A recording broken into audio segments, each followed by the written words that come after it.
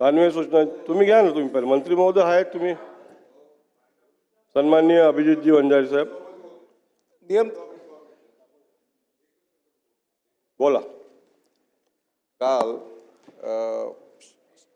विधानभवन परिसरामध्ये येण्यासाठी माझे 2 कार्यकर्ते गेटवर सकाळपासनं संध्याकाळी 6 वाजेपर्यंत थांबून होते.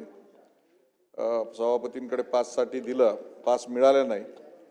शेवटी मला ते आतमध्ये भेटले. त्यांनी सांगितलं की 1,500 रुपयामध्ये आम्हाला या पास मिळाले आणि आतमध्ये आलेले आहेत.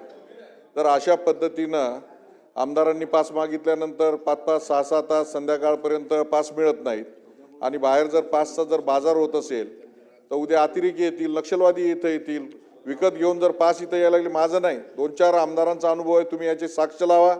साक्षीला समोरच्या कार्यकर्त्याला बोलवतो, कोणी पास दिला काय नाही ते सगळं तुम्ही शहानिशा करा. आणि अशा पद्धतीनं जर विधिमंडळामध्ये जर पास विकल्या जात असेल तर अतिशय लाजिरवाणी बाब आहे. मला लाज वाटली त्या कार्यकर्त्याच्या समोर.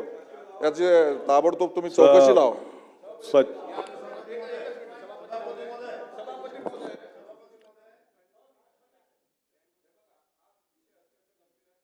ठरलं होतं का कोणाला पास द्यायचे नाहीत.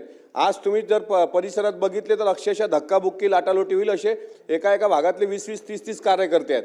मग एकतर प्रोटोकॉल पाडला असेल की कोणाला पासच द्यायचे नाहीत. मग आता इतके कार्यकर्ते आले कसे? आणि जे सन्माननीय सदस्य हेमंत पाटील साहेबांनी निदर्शनास आणून दिलेलं आहे ती बाब अत्यंत गंभीर आहे. याची दखल घेतली पाहिजे. याची मी सचिवालयाने याची चौकशी करावी आणि ज्या पद्धतीने पाटील साहेबांनी सांगितलेलं आहे की ते प्रूफ करून द्यायला तयार आहे, त्याच्यावरती जो कोणी अधिकारी अशा पद्धतीने विकत असेल त्याच्यावर कारवाई सुद्धा करावी.